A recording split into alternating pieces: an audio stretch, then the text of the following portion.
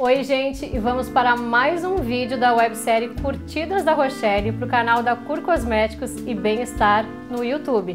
E no vídeo de hoje eu tenho um prazer enorme de entrevistar a doutora Daniela Rosa, médica oncologista que está aqui comigo.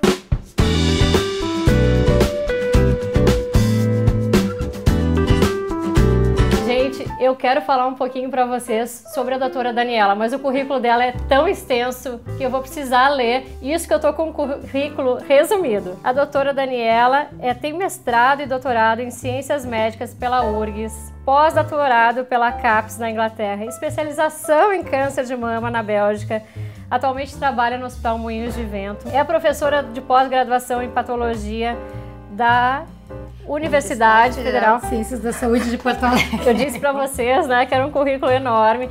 E é diretora executiva do Infomama, que é uma plataforma de conteúdo sobre câncer de mama. Além disso, a doutora Daniela é palestrante nacional, internacional, escreveu diversos artigos científicos, ou seja, que honra recebê-la aqui na Cur. Bem-vinda, Dani! Obrigada pelo convite. Então nós temos algumas perguntinhas dos nossos seguidores, curiosidades e em alusão ao Outubro Rosa, nós duas aqui estamos vestindo rosa, né, Dani? Então, a primeira pergunta, quais são os tipos mais comuns de câncer em mulheres? O mais comum mesmo, que a gente até nem conta muito porque ele é muito fácil de tratar e de curar, é o câncer de pele do tipo não melanoma. Então, como esse é um câncer muito curável, ele não entra nas estatísticas realmente de doenças que devem ser preveníveis de uma forma um pouquinho mais intensiva. Então, o segundo câncer mais frequente nas mulheres é o câncer de mama. Só para ter uma ideia, a frequência do câncer de mama no Brasil é em torno de 56 casos para cada 100 mil mulheres. E os próximos tumores na sequência, que são o câncer de cólon, de intestino, e o câncer de colo de útero, fica em torno de 16 casos para cada 100 mil mulheres. Então, a frequência do câncer de mama é muito alta. Esses são os tumores mais frequentes. O câncer de pulmão também tem uma frequência bem elevada em mulheres, está muito associada ao tabagismo, né, a fumar. Mas o câncer de mama, ele pode até ser considerado quase que um problema de saúde pública, porque ele é frequente no mundo inteiro. E queria aproveitar também, doutora, e perguntar sobre a questão emocional, porque a gente vê que as pessoas perguntam muito. As emoções, elas têm a ver com a doença? Essa é uma pergunta super boa e difícil de responder, porque vamos pensar, vamos fazer o seguinte raciocínio. Quando a gente tem um nível de estresse elevado, o que acontece? Para o nosso organismo poder se adaptar ao estresse, a gente vai liberar algumas substâncias para nos ajudar naquele momento de estresse. Por exemplo, adrenalina, noradrenalina, a nossa glicose vai aumentar. É como se a gente estivesse numa situação de estresse que fugir. Então a gente precisa estar preparado para aquilo. Isso é normal acontecer ocasionalmente com a gente, né? Em fases da vida, as pessoas ficam mais estressadas ou menos, não tem como eliminar totalmente o estresse da vida. Mas o problema, que parece ser realmente importante, é aquele estresse continuado, aquele estresse crônico. E ela não consegue relaxar, ela não consegue sair daquele nível. Isso está associado a doenças. Mas vê bem que eu não estou falando câncer, eu estou falando doenças. Por quê? Porque aumentar o nível de açúcar do sangue, aumentar todas essas substâncias que a gente precisa para se defender na hora de estresse, cronicamente, pode causar doenças físicas e doenças mentais. O quanto essas doenças vão levar ao câncer é bem controverso na literatura porque é difícil de estudar. Mas o que eu digo é que faz todo sentido que seja, porque se causa tantas outras doenças e causa uma perda da qualidade de vida muito importante, a gente tenta então recomendar e buscar na vida uma maneira de reduzir essas situações muito estressantes para que a gente possa então prevenir diversas doenças e quem sabe entre elas o câncer também. A gente gostaria de saber se alguns hábitos aumentam a chance da doença, se tem a ver com o estilo de vida. O que a gente sabe? Um dos principais fatores de risco para a doença, e eu digo um dos principais porque é muito importante esclarecer que o câncer de mama não é causado por um fator só. Não quer dizer que só porque a pessoa tenha um fator de risco ou dois, ou ela não comeu como ela achou que deveria, que ela vai ter a doença. Mas um dos fatores muito estudados é a obesidade. Mas existem riscos mais importantes até do que esses, que podem ser modificáveis, que são os fatores reprodutivos que a gente chama. Hoje em dia é muito comum as mulheres terem terem filho mais tarde. E se sabe que quanto mais precoce for a gestação, quanto mais tempo se amamentar, maior é a proteção contra o câncer de mama por uma questão hormonal. Pelo balanço dos hormônios durante uma gestação e depois a amamentação, hoje em dia esses fatores foram completamente modificados e é compreensível. Então isso também é um fator que pode ter modificado um pouco e aumentado o risco do câncer de mama. E tem os fatores de risco genéticos que são bem importantes e que não são, nem todos eles são passíveis de modificação. São os hereditários. Os hereditários não são passíveis de modificação. Então, uma vez que eles estão presentes, eles podem aumentar o risco da doença sem que a gente consiga modificar, a não ser que a gente conheça esses fatores. Então, existe uma maneira de prevenir sim, mas eles têm que ser conhecidos. Isso, exatamente isso que eu queria te perguntar. Agora, em relação assim à prevenção, existe algum exame que se possa fazer para se prevenir ou para se descobrir a doença assim, ainda em tempo hábil para a gente poder cuidar e fazer um tratamento adequado? Isso. O principal exame para o câncer de mama, para diagnosticar ele precocemente, é a mamografia. Então, hoje em dia se recomenda que se faça a mamografia a partir dos 40 anos de idade. A maioria das recomendações internacionais fala em 50 anos, mas existem estudos que mostram que tem benefício começar a fazer a mamografia mais cedo. Mas existem também maneiras de estimar um risco hereditário da doença para a gente poder prevenir. Então, por exemplo, vamos tentar contextualizar o que é um câncer de mama hereditário e o que não é hereditário. Todo câncer é genético, ou seja, tu vai ter que ter alterações nos genes e as da mama podem se alterar e fazer então a formação de um tumor. Isso pode acontecer por alguns estímulos adquiridos ao longo da vida depois que a gente nasce.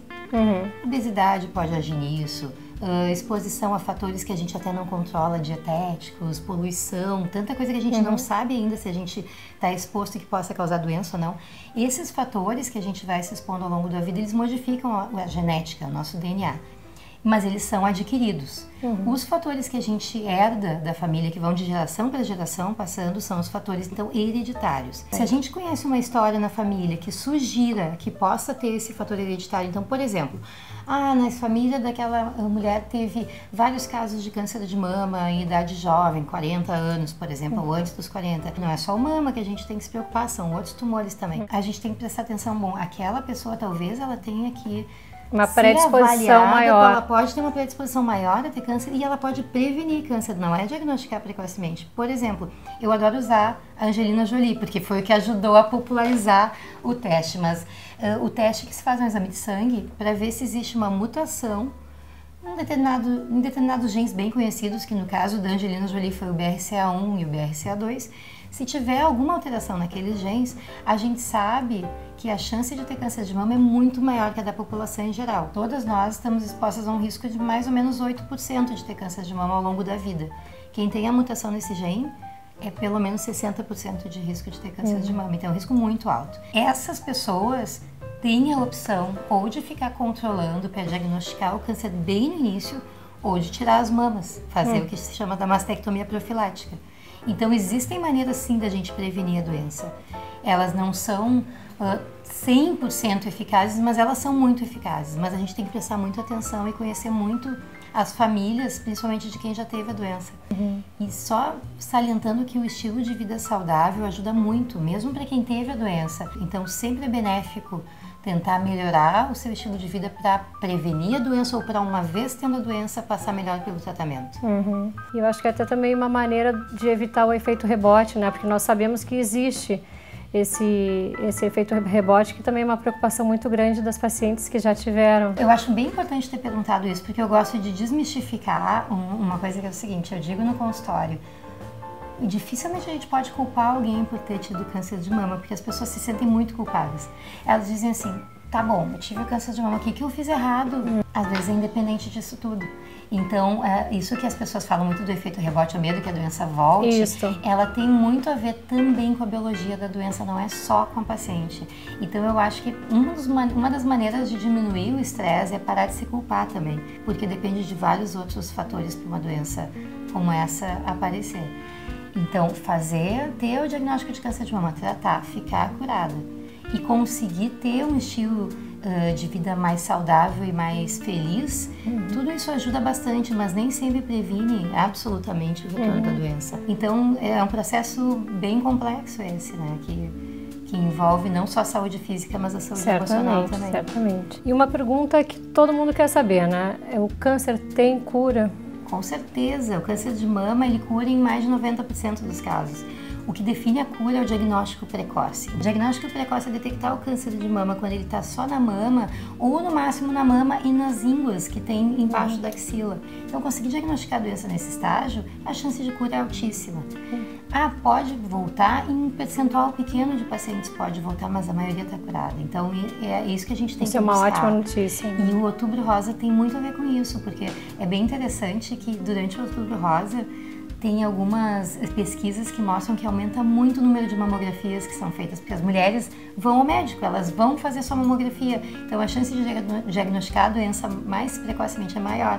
E por último, para a gente encerrar aqui a nossa entrevista e depois saber um pouquinho mais sobre ti, o autoexame, ele ajuda, ele funciona? O autoexame não tem nenhum estudo que tenha mostrado essa eficácia, mas tem um benefício muito grande do autoexame que eu costumo falar para as pessoas assim. A melhor maneira da gente detectar uma alteração é se conhecer. Então, se tu tá acostumada a palpar tuas mamas todo mês, de preferência depois da menstruação, mas uma vez por mês, no banho, com sabonete, deslizar a mão, entender como é que funciona a glândula, entender se é uma glândula difícil, cheia de bolinhas, porque pode ser normal isso, ou se não, daqui a pouco não tinha nada e agora eu palpei uma bolinha diferente. Muitas pessoas fazem o diagnóstico assim. Então, do ponto de vista populacional, nenhum estudo conseguiu ainda mostrar que o autoexame seja importante para curar mais a doença, mas individualmente a gente vê que em muitos casos são dependentes do autoexame, então a gente estimula a fazer assim. Bom, foi ótimo a gente ter o nosso papo aqui sobre câncer e sobretudo sobre prevenção, extremamente informativo e importante. Agora chegou a hora da gente conhecer um pouco mais a Daniela, né? Porque afinal ela é mãe de 2 filhos lindos, né? Esposa, trabalha. Então, Dani, temos algumas perguntinhas aqui. Queremos saber assim se tu gosta de cremes, né? Cosméticos, enfim. E o que seria um creme fundamental para ti? Aquele que tu nunca esquece, por exemplo, tá sempre contigo na tua bolsa. Hoje em dia o que eu não esqueço de usar é hidratante corporal e facial. Geralmente eu uso um hidratante com protetor solar e tonalizante. O que significa beleza para ti? Para mim, beleza é paz de espírito. Eu acho que quando a pessoa tá feliz, tá em paz, resplandece, né? Resplandece a beleza. Então acho que beleza é essa definição, é tu te sentir pleno. Tua cor de batom preferida? Tem que ser sempre assim, rosinha, claro, um marronzinho, claro. Discreta. Filhos? Filhos eu acho que são uma grande motivação pra gente continuar tendo projetos, para poder acompanhar, para não ter o gap de gerações que a gente sempre ouviu falar e viveu em alguns momentos, e é muito fácil que aconteça. Então eu acho que eles são uma grande motivação. Atividade física? Adoro e preciso muito, porque é o meu momento de reflexão, eu diria. É o momento que eu consigo estar sozinha comigo mesmo, por incrível que pareça, né? Não é parada, é me mexendo. Aquele momento que eu estou fazendo o meu exercício é o momento onde vem melhores ideias, é naquele momento. Uma palavra que descreva a tua personalidade? Acho que eu sou extrovertida. A vida inteira me disseram que era por causa do meu signo, mas eu não sei se é isso, mas eu me sinto uma pessoa extrovertida. E o que é sentir-se bem para ti? É ter equilíbrio. Eu acho que é mais difícil, né? É sentir equilíbrio em todas as áreas da vida. E quando a gente fala de doença, isso é muito importante, porque eu lido muito no dia a dia com as pessoas que se sentem desequilibradas e querem buscar esse equilíbrio, e às vezes elas estão buscando o equilíbrio indo radicalmente para o lado oposto. Então eu usaria isso. Eu acho que o equilíbrio é o que vai garantir paz de espírito, felicidade, harmonia. Que legal. E para finalizar, eu quero também presentear a doutora Daniela com um livro, gente. Olhem que coisa mais linda. Esse livro da autora Marta Estima Spodro. Ela tem uma história interessantíssima, porque depois que ela teve a doença, hoje ela está curada, ela se descobriu uma artista e tanto. Dani, eu faço questão que tu abra. Com certeza. Para tu ver a beleza desse livro. Esse livro ganhou prêmios de design. E hoje ela está despontando um super sucesso em todas as livrarias. E ainda mais por quê? Porque toda a renda, absolutamente toda a renda, é revertida para instituições que tratam do câncer de mama. Olha só. Que bacana, um livro super lúdico também, porque tu não sabe para que lado abrir. Exato, exatamente. Pode Muito brincar lindo. com ele, Pode brincar com ele, virar as páginas, pode colocar ele em pé. Ai, muito lindo. Eu vou deixar o próximo pro pessoal comprar e ver como é que A olha. flor da pele, não esqueça. Lindo. Obrigada. Eu curti demais fazer esse vídeo, eu espero que vocês tenham curtido também. E se vocês gostaram, então deem um like, compartilhem e não se esqueçam de se inscrever aqui no nosso canal. E também não deixem de entrar no site do Infomama, que tem informações muito preciosas acerca do câncer. Um beijo, tchau, até o nosso próximo episódio.